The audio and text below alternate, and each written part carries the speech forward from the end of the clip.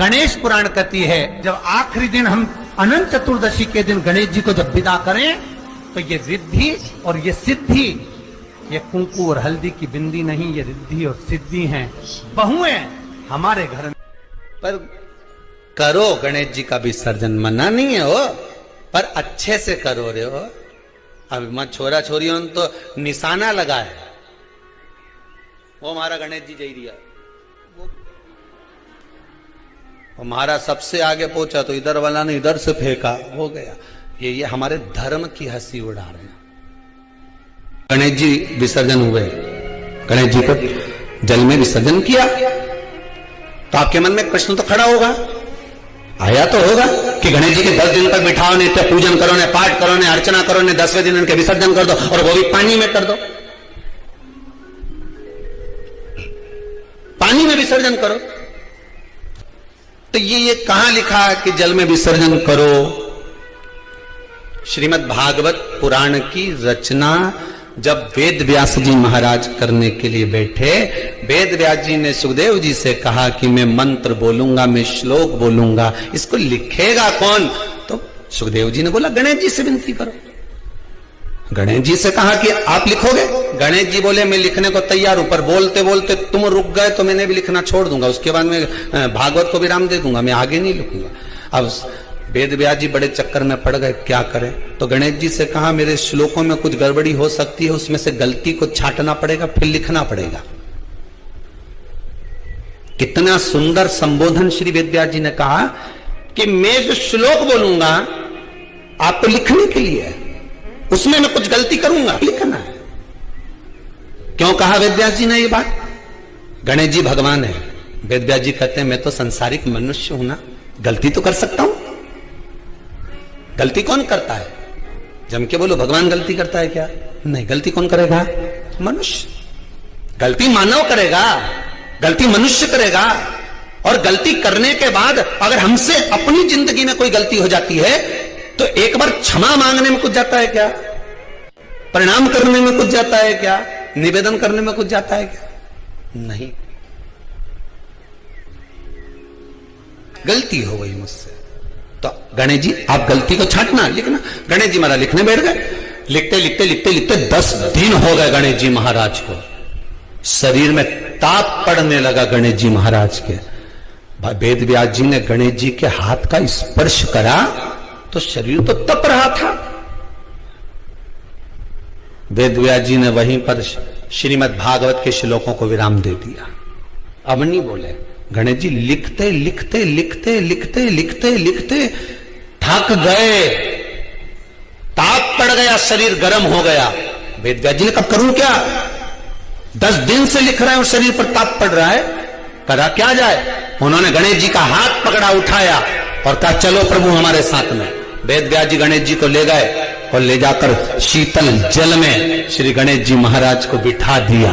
गणेश जी को पानी के अंदर उनको विराजमान कर दिया कि अब आप ताप को थोड़ा ठंडा कर लीजिए। शीतल जल में बिठाया। उस दिन से नियम हो गया कि 10 दिन गणेश जी बैठते हैं और फिर उनका विसर्जन होता है पानी के अंदर, जल के अंदर, शरीर का ताप मिट जाए। तो गणेश जी ने वचन दिया है वेद व्यास जी महाराज को, आपने मेरे ताप को मिटाने के लिए मुझे जल में बिठाया है। जो मुझे जल में विसर्जन करेगा मेरा ताप तो मिटेगा ही, साथ में जो मुझे जल में विसर्जन करेगा उसके जीवन के भी ताप को मैं मिटा दूंगा, उसके जीवन के ताप को मैं मिटा दूंगा। ताप मिटा दिया। अमृत के बूंद से प्रकट हुआ है पान का पत्ता। 33 कोटि देवताओं के पूजन में, पाठ में, अर्चना में ये अमृत का पत्ता काम आएगा। जिस जल के पात्र में यह पत्ता रखा रहेगा वो जल क्षीर सागर के अमृत तुल्य हो जाएगा। क्षीर सागर के अमृत तुल्य। तुझे प्रथम गिनती में गिनाता हूं, देवताओं का आधिपत्य तुझे प्रदान करता हूं, सारे देवों में तो प्रथम गिनती में गिना जाएगा, प्रथम पूज्य माना जाएगा। बस शंकर भगवान ने वर दिया, थोड़ी देर बाद कार्तिकेय महाराज आ गए। कौन आए? जम के बोलो जरा, कार्तिक।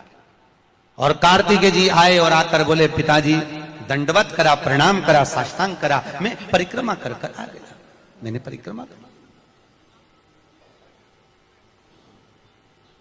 अब इधर तो देवता सब सारे देवता मिलकर अक्षत छोड़ रहे गणेश जी के ऊपर, स्वस्ति वाचन हो रहा, लोग प्रणाम कर रहे, नमन कर रहे, लोग आवाज लगा रहे, श्री गणेश जी महाराज की। अब सारी दुनिया में आवाज लग रही गणेश जी। तो कार्तिकेय ने पूछा माँ ये गणेश जी का जय घोष क्यों हो रहा है, गणेश जी के जयकारे क्यों हो रहे हैं, गणेश जी के लिए इतना जय घोष। तो माता पार्वती ने भगवान शंकर के शब्दों को कार्तिकेय को सुनाया। कार्तिकेय रो पड़े, माँ मैं परिक्रमा कर कर आया, गणेश जी ने केवल आपकी परिक्रमा लगा ली, आपने उसको प्रथम गिनती में मान लिया। माँ उसने बुद्धि का परिचय दिया और मैंने कर्म का परिचय दिया। बुद्धि का परिचय, कर्म का परिचय।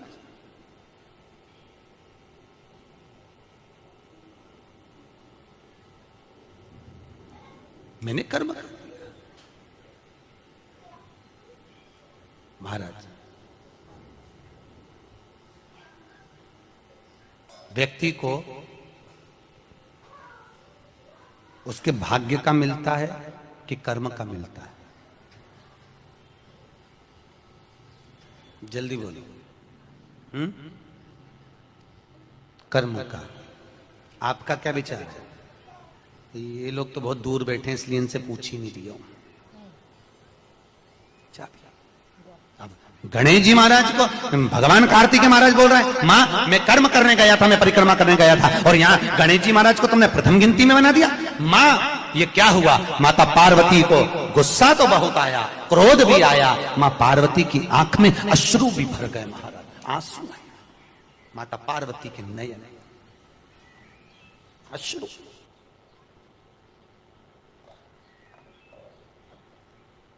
माँ खड़ी हो गई। माता पार्वती ने आज खड़े होकर भगवान भोलेनाथ जी से निवेदन करा, आपने अपनी जिंदगी की ये गलती कर दी। क्या गलती? शंकर भगवान पूछ रहे हैं, कौन सी गलती? तुमने गणेश जी को प्रथम गिनती में बना दिया, कार्तिकेय भी तो गया था, अगर कुछ थोड़ा सा आशीर्वाद रखना था तो कार्तिकेय के लिए रखना था, पर तुमने केवल गणेश को प्रथम गिनती में बनाया है, ये तुम्हारी गलती है। तो गणेश जी ने परिक्रमा भी तो करी है। माता पार्वती खड़े होकर शंकर भगवान से बोली, भोलेनाथ मैंने अपनी जिंदगी में आपसे कभी कुछ नहीं मांगा, पर आज तुम्हारी ये पार्वती तुमसे एक वर चाहती है। शंकर भगवान ने कहा, मांग, तुझे क्या चाहिए? पार्वती कहती है, आज के बाद तुम्हारी कभी पूर्ण परिक्रमा ना लगे, आज के बाद तुम्हारी कभी पूर्ण प्रदक्षिणा ना हो,